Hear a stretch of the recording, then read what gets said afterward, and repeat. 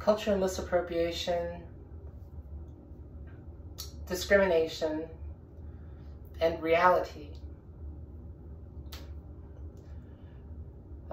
This is being foisted upon me.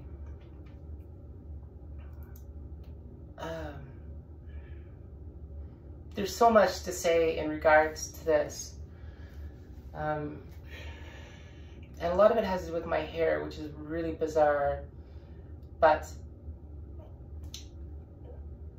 what do you see? Right? I've got my nails done here, all Halloween-y. And over here I don't. Right? The reason I'm doing that is because I have to take my contacts out later.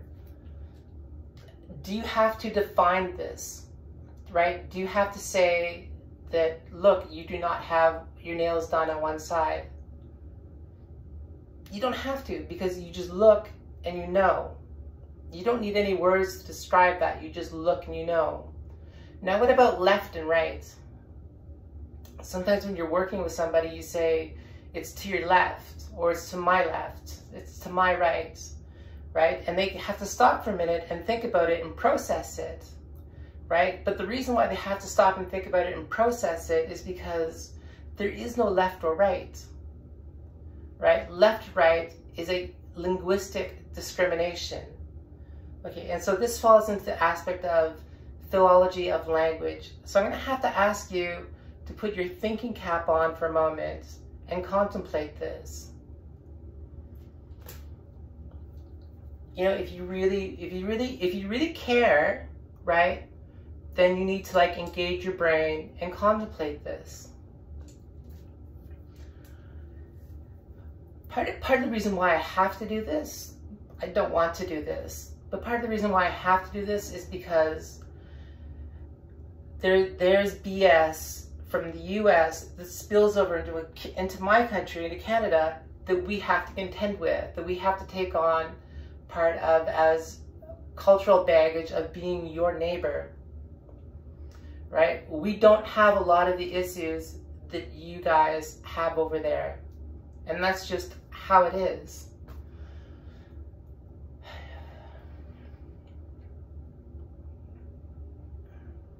It really gets frustrating.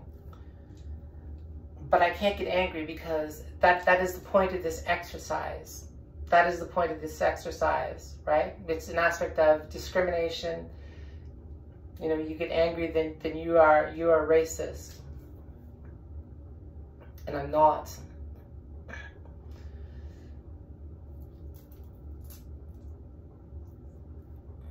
Another way of thinking about this is like a gay dude, right?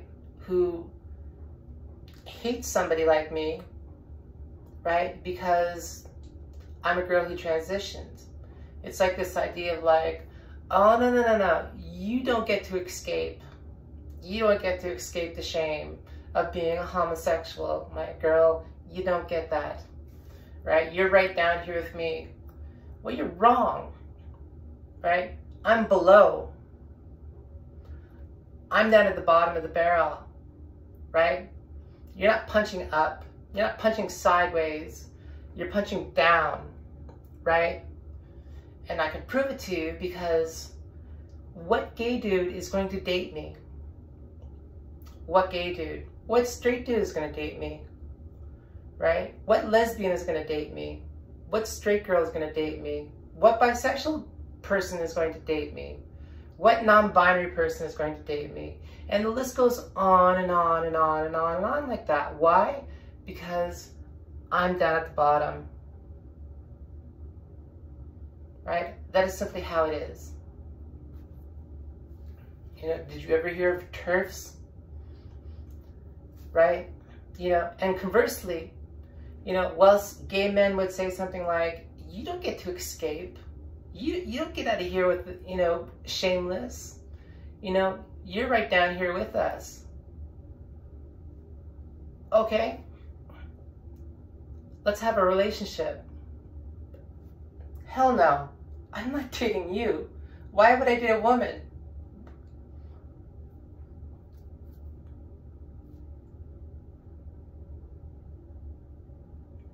right? This is where language fails. This is where language fails. So another place where language fails, and I'm getting to my point, another place where language fails is, say, in borders, right? You look at Asian, Russian borders, right? You're Asian people, you know, you traverse from Asia into parts of the Soviet Union, and you start bordering Asian countries, right? And you see blended people, right? You know, a lot of Russians have Mongolian genetics in them, right? Well, what are they? Are they European? Because they have Mongolian in them, or Chinese, or different types of ethnicities that are mixed. Is there not a mixed ethnicity in between, say, Russians and Mongolians or Chinese? Of course there is. It's called Eurasian, right? It's this gradual change. It's this blurring, this diffusion, right?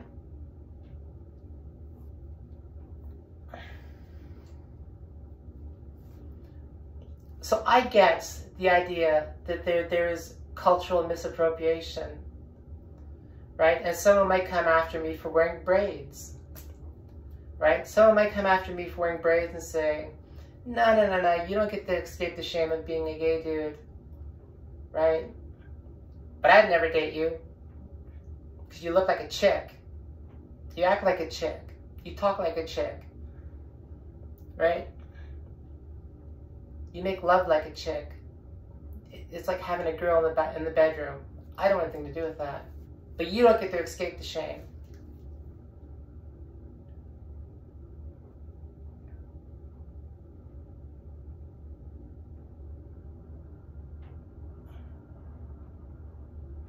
Right? Language does not reach some aspects of reality.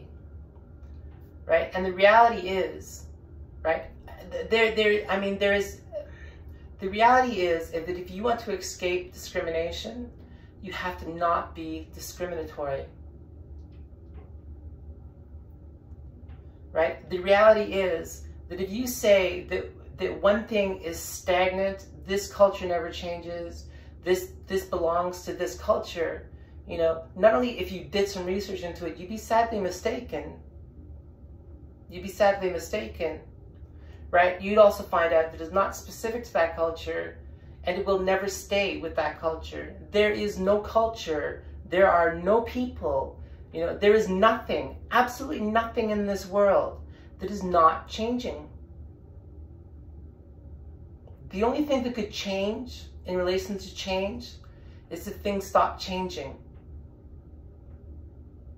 And that in and of itself would be a change, because everything is continually changing. Right? When you start trying to define these aspects of philology of language in relation to reality, how things really are, you know, language fails you. The logic gets screwy because language fails you, and you have no other real means of conveying, you know, what it is that you need to convey. Right? In old Chan, you know, stories, old Zen stories, you'll hear stories of people beating somebody with a stick or something like that, like inflicting pain upon somebody, right? And the point of that is that you are thinking with your discriminatory mind. You have to think beyond that. You have to escape that, right? And why? Because when you escape that discriminatory mind, when your senses come to a balance, right? Your thoughts are another sense. When your senses come to a balance, you know, not only is there bliss, not only is there kind of euphoria, right? Not only is there a sense of peace, a sense of calm, a sense of tranquility, you know, not only is there a sense of compassion, not only do you walk away with that, with a much different mind and a much more compassionate mind, right?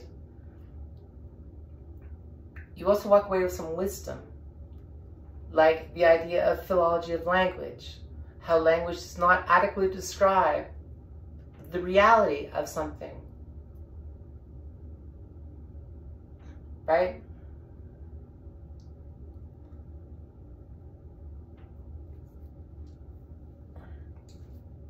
Look at the Canadian-American border, right? Where does it begin and where does it end? It begins and ends where we say it begins and ends. You know, the line is here. Now there can be reasons for that, right? We can do this because we want to charge you money when you come across the border, right? We want to limit how much you can take, right? We want to monitor who's coming back and forth for security reasons. You know, there can be valid reasons, but really that border and any border of any country is man-made. And sometimes people defend that border for valid reasons. Valid reasons. However, if you think that border will never change, again, you are sadly mistaken, right? Nothing stays the same. So how do you live in a situation where nothing stays the same? Nothing ever stays the same, right? You accord to conditions. How do you accord to those conditions? By not changing. How do you not change? You adhere to the truth of the situation, right? You adhere to the truth of the situation. The truth of the situation in the face of discrimination is to not be discriminatory, to not be inflammatory, right? In the Mahatma Gandhi cliche, be the change that you wish to see, right? Do you wish to live in a more discriminatory society by fighting fire with fire? Maybe. I don't think most situations call for that. And if they do, I think they're probably on a much more personal level.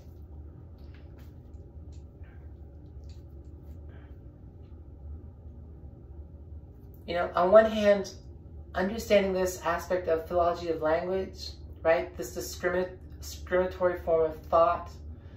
You know, language is a verbal discrimination, right? And with any form of discrimination, problems come, right? The only way to combat that discrimination is to do something like this vlog. You know, do more verbal discrimination. But more discrimination creates more discrimination. Conversely, less discrimination creates less discrimination. Less discriminatory thoughts are less thoughts. Less thoughts, right, are more peace. Less thoughts, more peace, more wisdom, more compassion, more understanding, more intuition, right?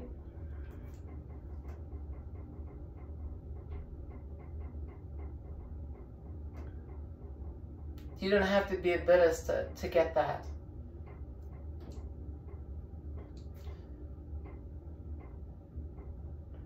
You know, so something like I could say something ignorant. I could say something ignorant like,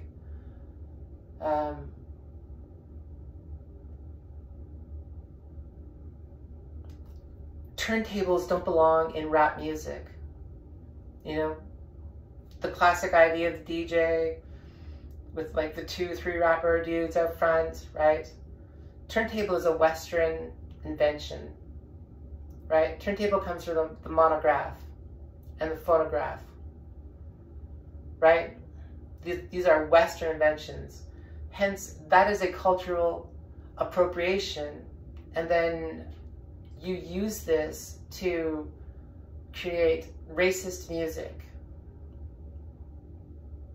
Sometimes. But creating racist music to combat racism. Right? Another way of thinking about philology of language is outside of language. So for example, you look at somebody like Tupac, who was educated, who did ballet, and was a highly artistic person, right? And he comes out, and he becomes out the biggest gangsta thug, you know, that you can imagine. Why? Because the more that you fear us, the bigger we get. It's a form of power. It's a form of power. It's a form of pushing back. Sometimes you have to push back. Sometimes you have to push back. But if you go deeper down, right? If you go deeper down that rabbit hole, you discover that being discriminatory just causes more discrimination, right? Sometimes saying nothing is a solution. And I very much contemplated that idea in relation to this vlog, not saying anything. That might be the solution. And I thought, no, maybe I need to take a stab at it and try to say something, because I comprehend this. I comprehend this.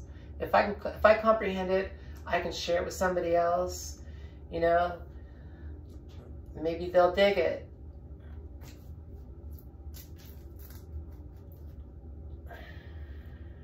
Maybe one person will get it.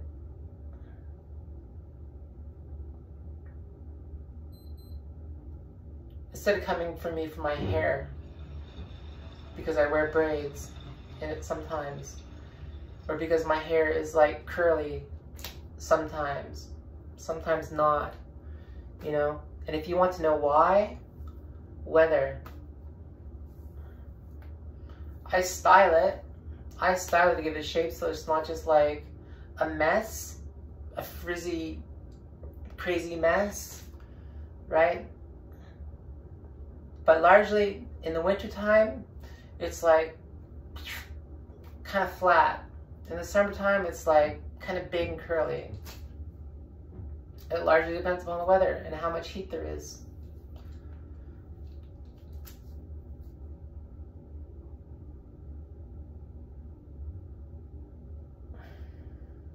I get so much attention to my hair, it's ridiculous. But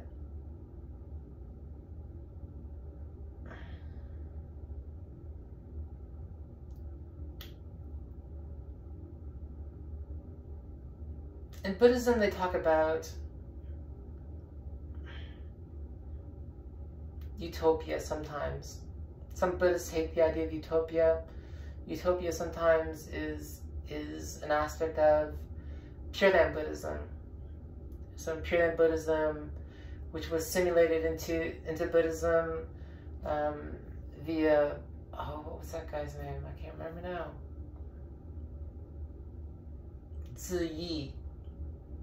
Ziyi was a Tiantai patriarch, and he created a hierarchy of Buddhism and placed a lot of emphasis on Pure Land Buddhism and Pure Land Sutras and whatnot, and Pure Land practice. Tiantai is like this idea of like heavenly terrace, you know, standing out on the balcony of a heavenly terrace, heavenly balcony, i.e. nirvana.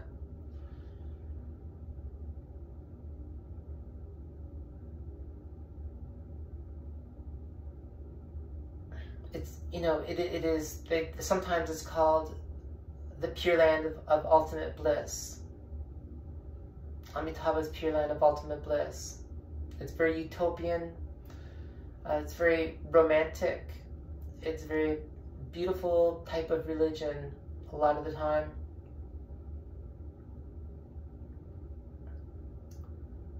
And the idea is sometimes to move all people into Amitabha's Pure Land of Bliss, move all people into utopia. You know, and there's ideas in like Tibetan Buddhism where they talk about, you know, you don't, it's maybe Mahayana Buddhism in general. It's like you experience nirvana once and then you don't go back there until you're ready to bring all other beings. And that can have numerous, that's a can of worm of thought, of philosophy and practice. But, you know, it's in essence a utopian idea. And that's kind of what we're talking about. That's kind of what we're talking about. Right? We're trying to beat utopia into submission in whatever way and form that sort of ensues. But being discriminatory, misgendering people, right? Especially when they're here for you. That ain't cool. Right? And really, truly, why do I get angry when somebody starts hurling insults at me for being white? Or starts like being segregist? Like, you cannot do this because that is cultural misappropriation. You know, to me, the idea of cultural misappropriation is doing something like Aunt Jemima. Aunt Jemima depicted this, Aunt Jemima's syrup depicted this cliche-looking kind of like black woman who would have been a slave, you know, who was put into servitude, you know, or put into work, labor, you know, to do things like collect sugarcane and whatnot to make syrup. So someone like me can come and put it on their pancakes. And then they capitalize upon the caricature of a very racist idea to sell that syrup for those pancakes. That's very much an aspect of cultural misappropriation. Quaker Oats has nothing to do with Quakerism. That's very much an aspect of cultural misappropriation. You know, skinheads, neo-Nazi skinheads appropriating reggae, right, is very much an aspect of cultural misappropriation. Right? Why? Because it's used in hate or malice or greed or whatnot.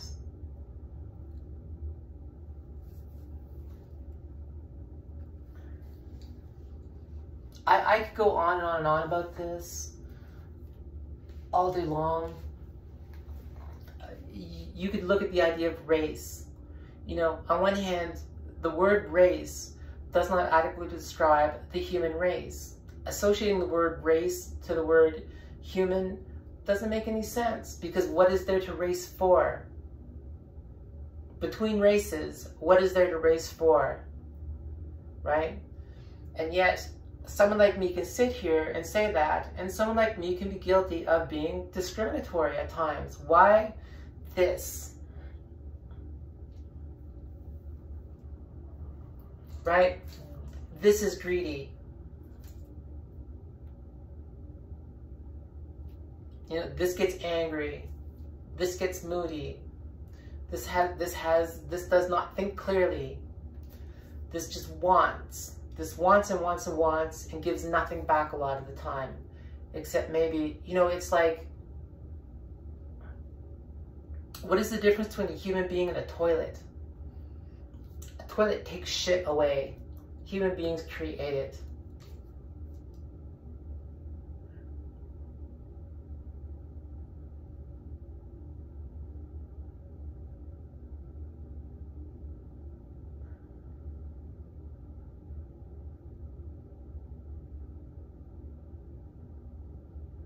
You know, you get people like Hussein Abbey who say things like, there's no such thing as white people. Oh, there is. They're ignorant. So Hussein Abbey is ignorant because he's a white person. He's a white person from Turkey.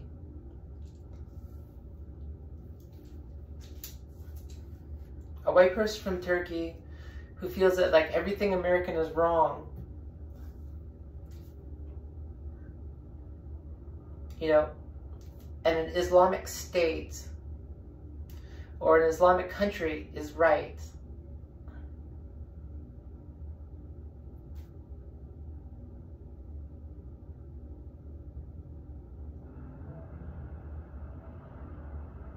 And we'll take the opportunity to come after someone like Queen Elizabeth. Queen Elizabeth, right, did not have any ill intentions. You know, and one of the things about something like passing away, right, when you were somebody who's notable, is that like other people will come for you and other people will use you in any way, shape, or form that they choose to. And there's nothing you can do about it because now you have passed away. All that you can do about it is leave a legacy, right? Leave a legacy. Leave the best legacy you can, right? But you are limited in that as well, right? No one's perfect. No one's perfect. People are subject to things like culture. You know, we talk about culture, we talk about race, and these things are not fixed, right? You know, there is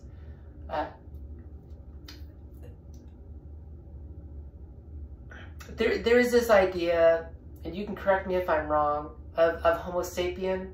And Homo sapien was kind of like a different breed than Neanderthal, right? We think that Neanderthal was kind of like this dumb ape, right? And yet Neanderthal became into people like me have a large percentage of Neanderthal, but people like me also have a large percentage of Homo sapien.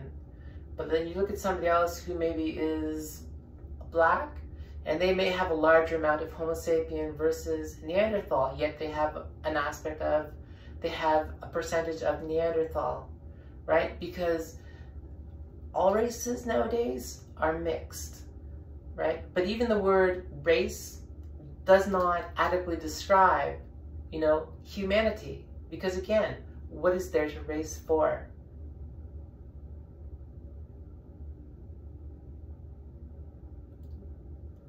What do you want to race for? Do you want to race for supremacy? Do you want to race for rights? Do you want to race for discrimination? Right? Do you want to race for living in a non-discriminatory society? Do you want to race for people living in peace? Right? You look at a person who is blended, you know, say half Asian, half black, they're Blasian or something, right? Where is the disharmony? Look at somebody who is like part English, part Nigerian, right? In their body, where is the disharmony? Just in here. Everything else is in accordance. But it's here. Why? Because of the outside world.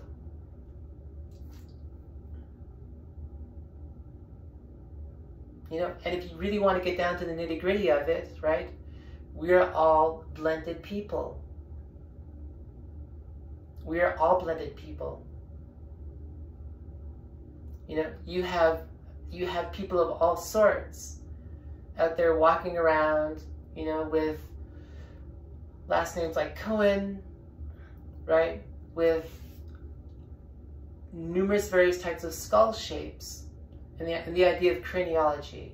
In the idea of craniology largely propagated by Nazi Germany, you know, is this idea of the Caucasoid skull being the more superior, the larger, and hence the more intelligent, more superior race. Hence the term Caucasian, which is why I never use the term Caucasian, because the term Caucasian is innately racist. It's innately supremacist.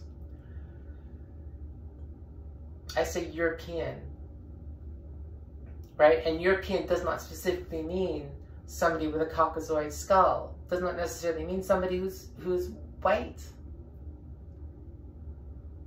or black, or brown, or yellow, or tan or what have you.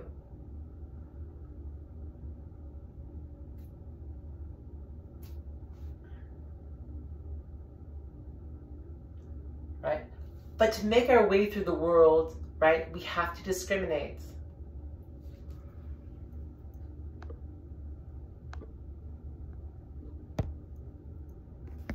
Sorry, my phone is dying here. To make our way through the world, we have to discriminate. Right? We have to use language to communicate. It'd be cool if we were like octopi and we could literally just change our DNA to communicate in color, communicate emotion through color.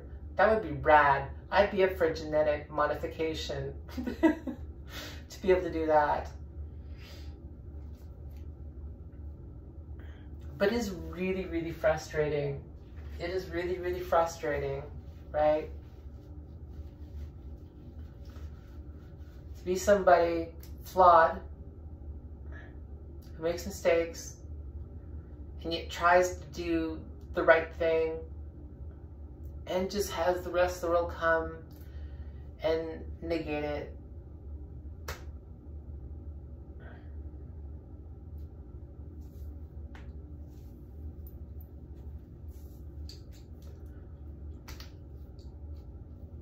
Another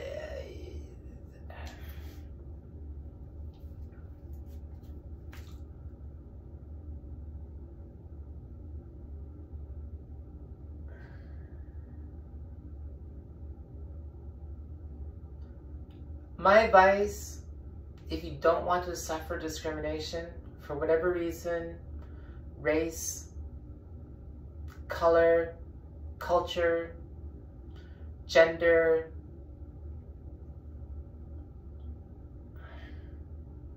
religion, what have you, is to not be discriminatory. That is a tall order. That is a lot to ask, right? Because you have to make your way through the world moment by moment, right? And you have to communicate, and to communicate involves discrimination, right? It's like saying that like there are no they types, right? Of course there's they types, you know? You look at somebody and you don't know what their gender is, right? Or even if you don't know what their name is, right? Ask them. Maybe they know. Is it theirs?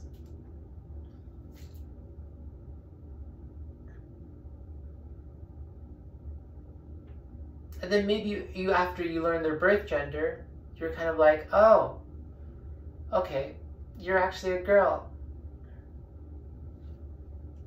Couldn't tell.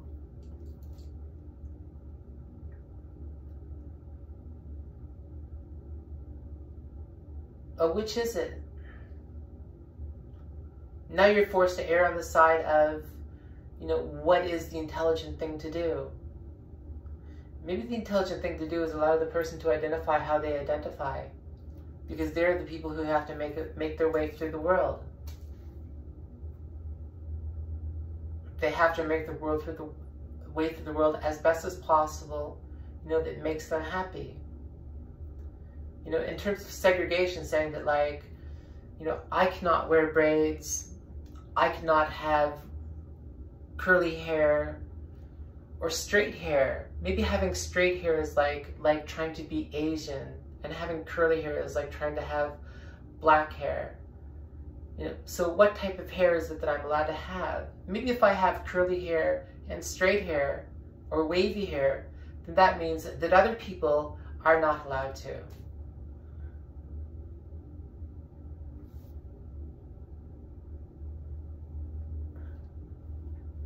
There was this case in Asia in China of Black Pearl. There was a singer in, you know, like a China's Got Talent type TV reality show, and she was a black Chinese girl, Blasian Chinese girl, and there was all this hatred coming towards her, you know? You are not Chinese. right?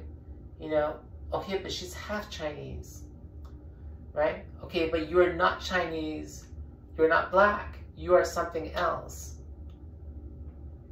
Yet, the girl grew up in China, the girl speaks Chinese, the girl is just as Chinese as the girl next to her, who is what you classify as genetically Chinese, as opposed to, say, blended or something, right? Should she not be allowed to speak Chinese or Afrikaans or something?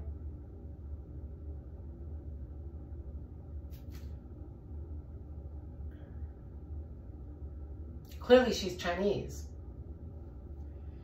Black Pearl was clearly Chinese.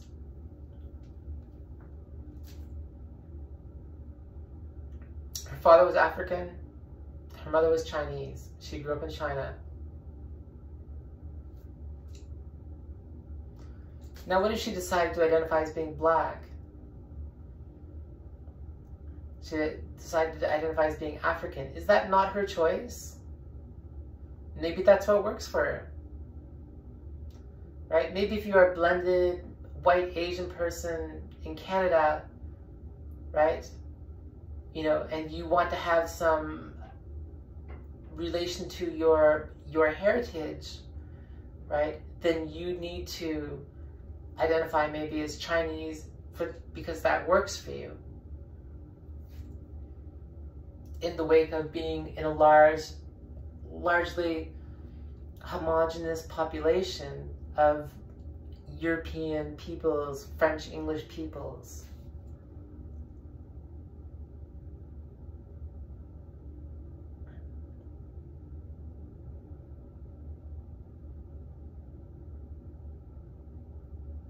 The way culture changes is usually largely through sharing of technology. So something like wearing box braids is an aspect of technology. Wearing something like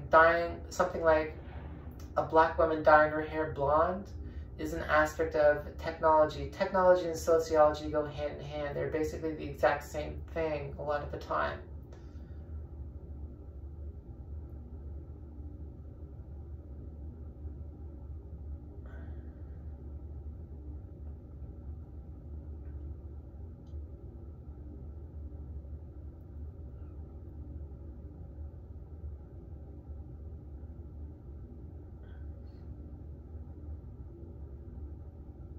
You know, there's a lot of racism, a lot of really negative politics that spread over from America into Canada and influences us greatly and makes us a little stunned, right? And I have to push back.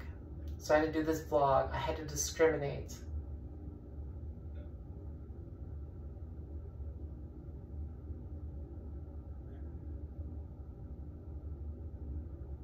But, you know, coming after a person for wearing something like box braids, or for braiding their hair in general, or saying something like, you can only braid your hair with French braids, right, is like saying,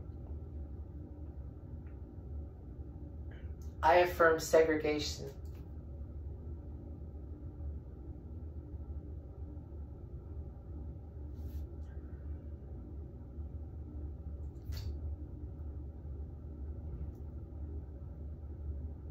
You know, we do not need to discuss it because it is idiotic in and of its own sense. Coming after someone like Lisa from Blackpink for wearing box braids, right, is kind of ridiculous. It's like coming after a rap group, you know, because they use turntables. And that is a European invention, my friend. Actually, I don't know if it's European. I think it is European. You could say European people's invention, right? But to say that would be ignorant. And yet saying that you cannot wear box braids is not? Maybe. Maybe if you're a white supremacist and you wear box braids, that would be an aspect of cultural misappropriation, right? But cultures blend. Everywhere you go, cultures blend. It is inevitable. It is unstoppable. Right? If you wish to stop cultures from blending, you know, or changing, even of their own accord, it'll never happen. It'll never happen. You know, there's a right way to allow culture to change, and there's a wrong way to allow culture to change. But in regards to culture, even the saying that there is culture or that there is race is erroneous.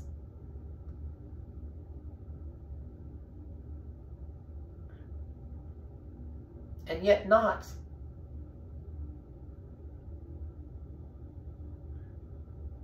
Right? And if you try to use language to assert that, you're going to fail. If you try to assert a non-discriminatory mind, a non-discriminatory idea with discriminatory ideas and a discriminatory mind, you're going to fail. That doesn't necessarily mean that you shouldn't.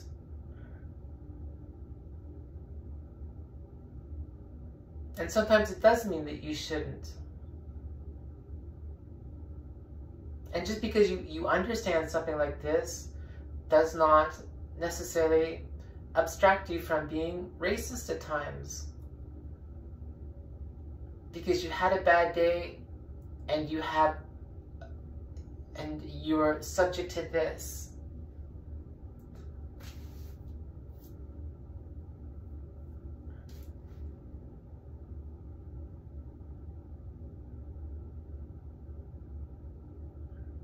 This is greedy. And yet, being greedy is not necessarily always a bad thing. Maybe you can be greedy in terms of gaining a level of wisdom.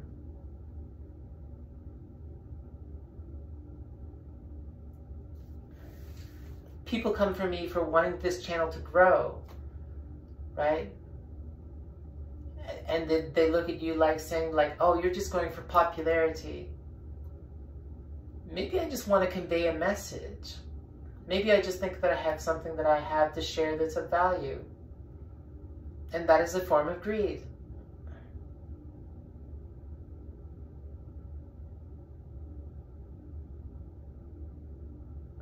And yet, because at times I have something worthy of sharing that is of value, other people come and they jump on me for it. Why? Because that is a form of greed.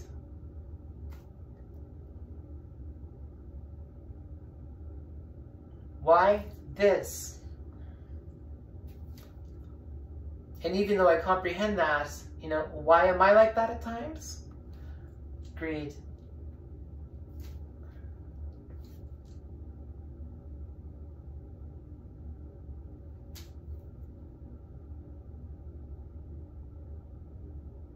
There is an old song by En Vogue, like way back in the 90s. It was pretty slam, but one of the lines was, free your mind and the rest will follow.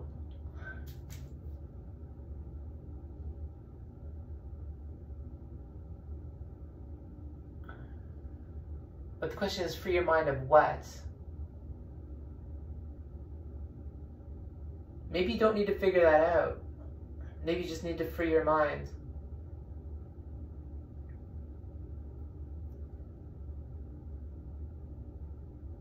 Maybe if you can free your mind, you could do something like, say, like, hold up. You know, you're coming for me? You're coming for me for being a trans girl? Okay, but you are a gay dude. You are a dude, right? You don't get to wear makeup.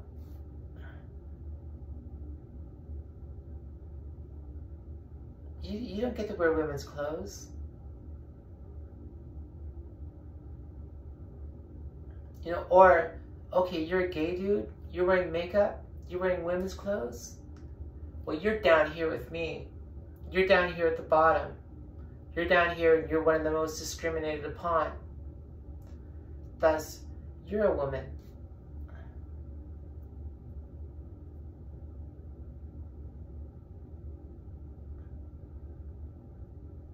How do you like it if I start gender fucking you?